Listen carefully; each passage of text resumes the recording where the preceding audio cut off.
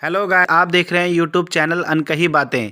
आज हम आपको एक ऐसे मंदिर के बारे में बताएंगे जिसके बारे में आपने पहले नहीं सुना होगा। अगर जिसने सुना होगा तो उसके बारे में हम कुछ और ऐसी बातें बताएंगे जिससे जानकर उसकी जानकारी पूरी हो सकेगी। हाँ जी, आपने सुना होगा कि शिवलिंग का मंदिर हुआ करता था, शिवलिंग की पूजा हुआ करती थी, लेकिन देवी की योनि की भी पूजा होती है। उसके बारे में हम आपको विस्तार से बताएँगे। उस मंदिर का नाम है कामाख्या देवी मंदिर, जो गुवाहाटी में है। वीडियो को अंत तक देखें और वहाँ चल रही प्रथाओं के बारे में जानकारी हासिल करें।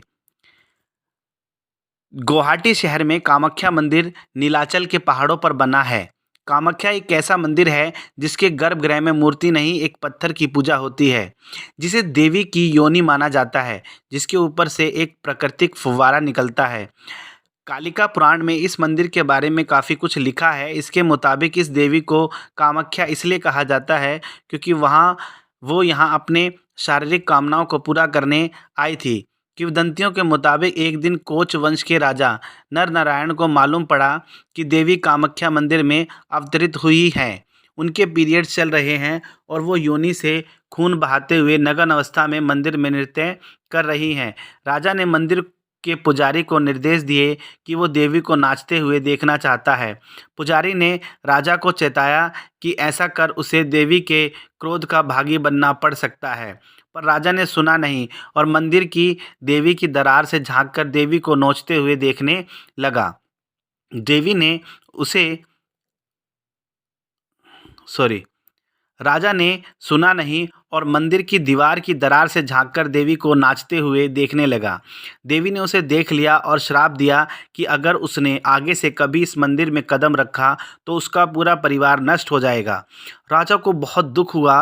अपराध बोध से भरे राजा ने अपने राज्य की सभी औरतों को ये निर्देश दिए कि वे माहवारी यानी पीरियड्स के समय वो घर के अंदर ही रहे, ताकि कोई उन्हें देखे नहीं। ये इतनी दुखद, हास्यास्पद और इसके साथ-साथ क्रोध से भर देने वाली बात है कि नाचते हुए देवी को उनकी मर्जी के खिलाफ देखना राजा का दोष था, मगर सज़ा उसने अपने राज्य की सभी औरतों को दी, उन्हें घर में कैद कर दिया। इस कहानी से औरत की पवित्रता और पुरुष की सत्ता के बीच का रिश्ता स्पष्ट होता है।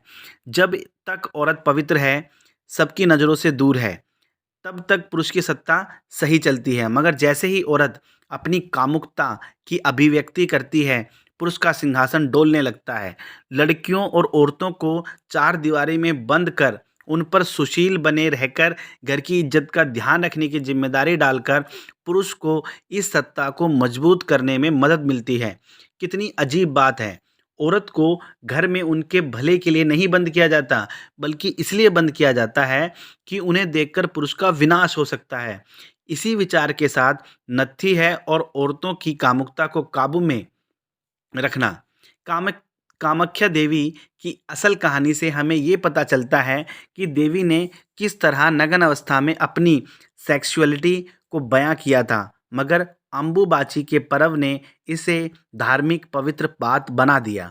जब हम पीरियड में खून बहाती इस देवी की पूजा करने लगते हैं, हम कहानी का वो हिस्सा पूरे तरीके से भुला देते हैं जिसमें देवी ने अपने शारीरिक उन्माद को बाहर आने दिया था। इसे हम मातृत्व से जोड़ देते हैं। जो खून देवी की शारीरिक इच्छाओं का सिंबल है, उसे मातृत्व और फर्टिलिटी का सिंबल बना दिया जाता है।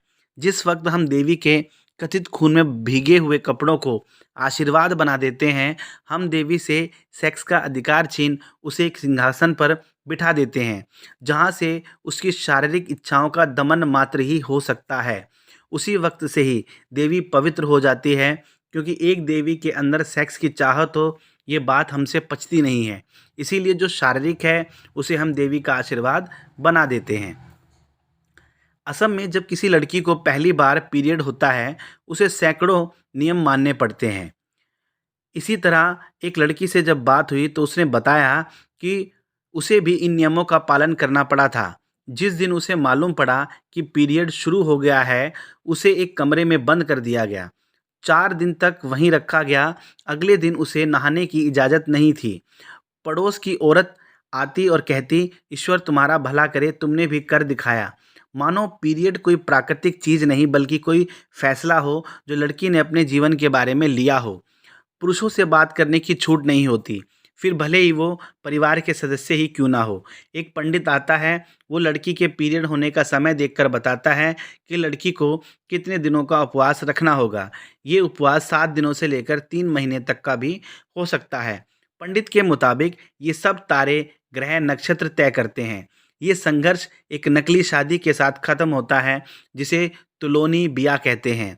इस पर्व पर सब खाना खा सकते हैं, एक बस उस लड़की को छोड़कर जो कई दिनों से उपवास कर रही है। पर्व का मकसद इस बात को मनाना होता है कि अब लड़की गर्भवती होने लायक हो गई है। असम में पीरियड से जुड़े दकियानुसानी नियम औरतों के पूरे शरीर पर एक तरह की सत्ता जमाते हैं। पीरियड के दौरान एक औरत का शरीर ये दिखा रहा होता है कि वो एक सेक्सुअल प्राणी है। ये सेक्स करने की शक्ति न सिर्फ उसे खूबसूरत बनाती है बल्कि सत्ता को तोड़ने का दम रखती है। ये खूबसूरत एक ही वक्त पर आकर्षक और विनाशकारी होती है। उसके पीरियड के समय उसे उसकी ही उम्र के लड़कों से दूर रखना लड़कों में मन में उसके प्रति मात्र घृणा नहीं पैदा करता, एक आकर्षण भी पैदा करता है।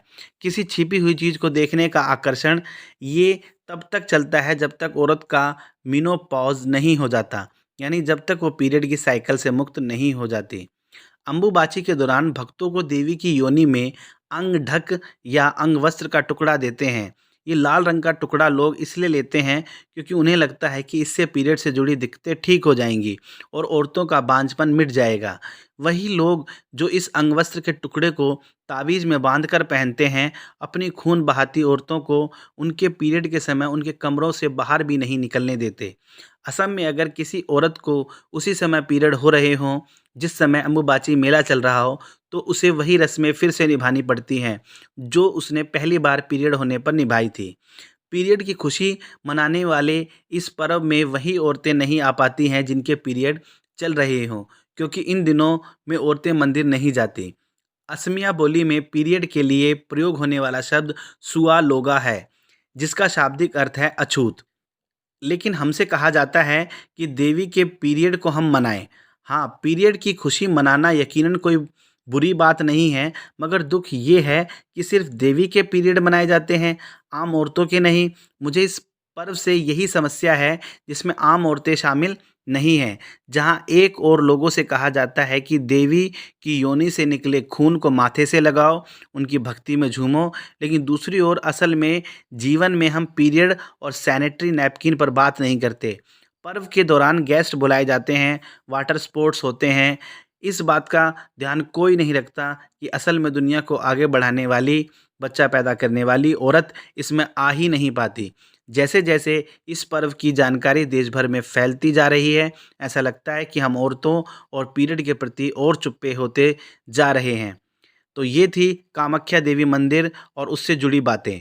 आपको हमारी कहानी कैसी लगी? और ये सच्ची घटना है। कामाख्या देवी मंदिर गुवाहाटी में आप जाकर पता कर सकते हो, घूम सकते हो।